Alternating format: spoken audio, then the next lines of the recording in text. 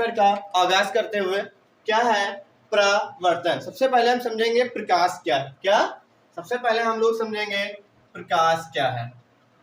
प्रकाश जिसे आप लोग इंग्लिश में लाइट कहते हैं, इसको समझते हैं। प्रकाश क्या है? प्रकाश एक प्रकार की ऊर्जा है। क्या है? एक प्रकार की ऊर्जा है। प्रकाश is the form of energy, है ना, जिसकी सहायता से हम वस्तुओं को देख सकते हैं, जिसकी सहायता से हम वस्तुओं को देख सकते हैं। ठीक है। और इसकी चाल कितनी होती है? इसकी चाल होती है 3×10⁸ मीटर पर सेकेंड या 3 लाख किलोमीटर पर आवर। इसकी चाल होती है 3×10⁸ मीटर पर सेकेंड या 3 लाख किलोमीटर पर आवर। ये इसकी स्पीड है। ठीक है, समझ रहे होंगे शायद। अब इसके बाद अगला टॉपिक है परावर्तन। ये क्या है हमारे पास? परावर्तन क्या है, यहाँ तक नोट करिएगा। अगला हमारे पास है परावर्तन। ठीक है, परावर्तन या रिफ्लेक्शन समझते हैं हम लोग। रिफ्लेक्शन ये क्या होता है? परावर्तन किसे कहते हैं? परावर्तन किसे कहते हैं? जब कोई प्रकाश किरण, है ना, प्रकाश किरण या परावर्तन आप साउंड के केस में भी देखने को मिलता है। परावर्तन क्या होता है? किसी चिकने पृष्ठ से टकराकर और पुनः लौट जाना क्या कहलाता है? परावर्तन कहलाता है। इसके नियम हैं, इसके कुछ नियम हैं। कैसे समझेंगे? ये होती है अभिलंब। ये क्या होती है? अभिलंब, जिसे कहते हैं नॉर्मल रेस। इसे कहते हैं इंसिडेंट या आपतित किरण। क्या? आपतित किरण या इंसिडेंट लाइन।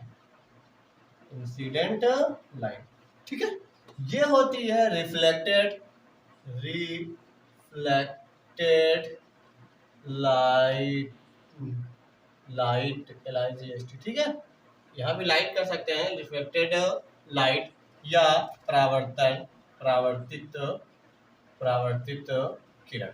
चलिए, हमको पता है कोई प्रकाश की किरण, है ना, किसी चिकने पृष्ठ से टकराकर जितने डिग्री एंगल पे आएगी, मान लिया आई एंगल से टकरा के आई है, तो R डिग्री एंगल से निकल जाएगी। कितने? R डिग्री एंगल से निकल जाएगी। परावर्तन का पहला नियम है कि sine I equal to angle I equal to angle R। मतलब इंसिडेंट आपतित किरण और परावर्तित किरण का कोण क्या होना चाहिए? बराबर होना चाहिए। कितना होना चाहिए? बराबर होगा। ठीक है, किसी भी रेस का, किसी भी आपतित किरण और परावर्तित किरण के बीच जो एंगल है वो क्या रहेगा? हमेशा और हमेशा बराबर रहेगा। ये है हमारा परावर्तन का नियम। क्या है? परावर्तन का नियम। कब? जब पृष्ठ नीचे चिकना होगा तब। जब पृष्ठ नीचे चिकना होगा उस सिचुएशन की हम बात कर रहे हैं। ठीक है, और एक और नियम इसका क्या है? परावर्तन के दो नियम। एक तो हो गया आपतित किरण आपतन कोण परावर्तन कोण के सदैव बराबर होता है। आपतन कोण परावर्तन कोण के सदैव बराबर होता है। दूसरा नियम क्या है? आपतित किरण, परावर्तित किरण तथा अभिलंब तीनों एक ही तल पर मिलते हैं। आपतित किरण, परावर्तित किरण तथा अभिलंब तीनों एक ही तल पर मिलते हैं। ठीक है, इंसिडेंट रे, नॉर्मल रे and reflected ray lie on the same plane. ठीक है, चलिए, ये तो हो गया परावर्तन का नियम। अगर इर्रेगुलर परावर्तन है, ये तो हो गया रेगुलर परावर्तन। क्या है? रेगुलर परावर्तन, रेगुलर रिफ्लेक्शन। ठीक है, रिफ्लेक्शन नॉर्म। ठीक है, अब इर्रेगुलर रिफ्लेक्शन क्या होता है समझते हैं।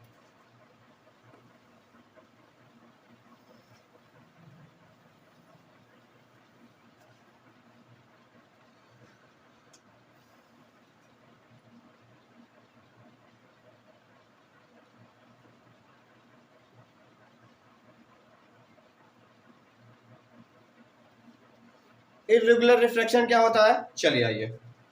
जैसे कोई प्रकाश की किरण है जो चिकना पृष्ठ नहीं है ना, पृष्ठ कुछ इस टाइप का है, पृष्ठ कुछ इस टाइप का है, ठीक है।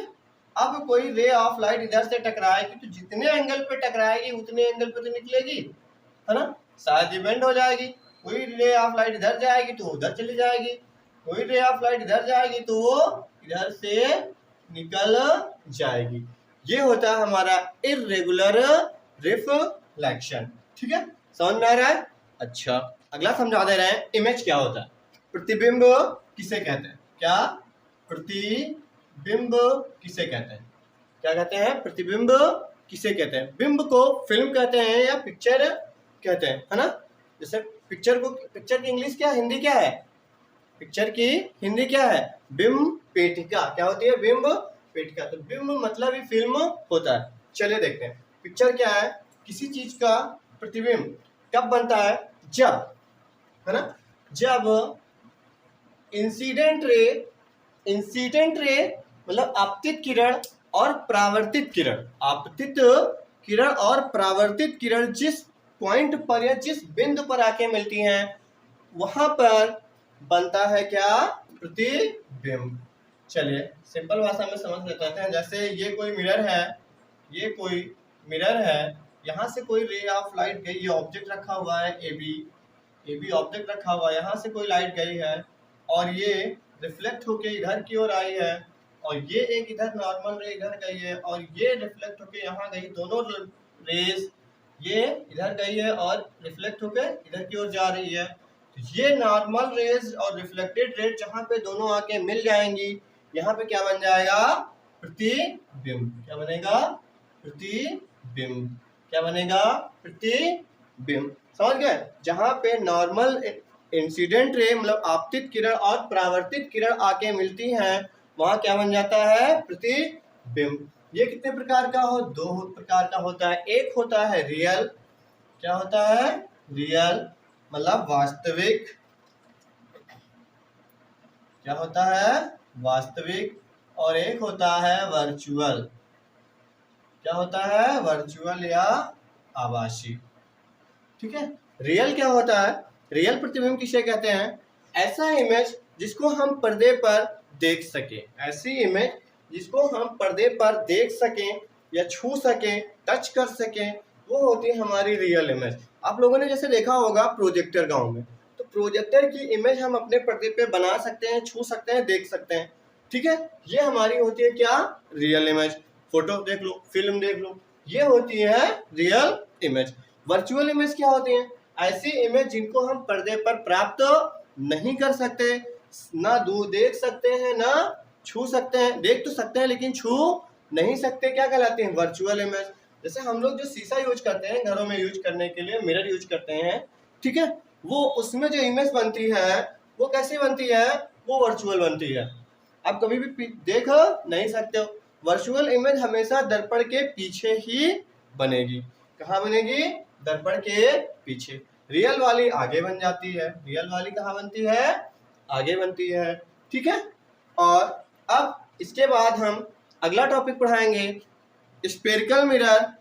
क्या, स्फेरिकल मिरर, उसमें क्या है हमारे पास, कॉन्वेक्स ऑन कॉनकेव, उत्तल और अवतल लेंस दर्पण है, उत्तल और अवतल दर्पण है, और एक प्लेन या समतल दर्पण है। कल हम समतल दर्पण, उत्तल दर्पण और अवतल दर्पण के बारे में आपको समझाएंगे। आज के लिए इतना ही।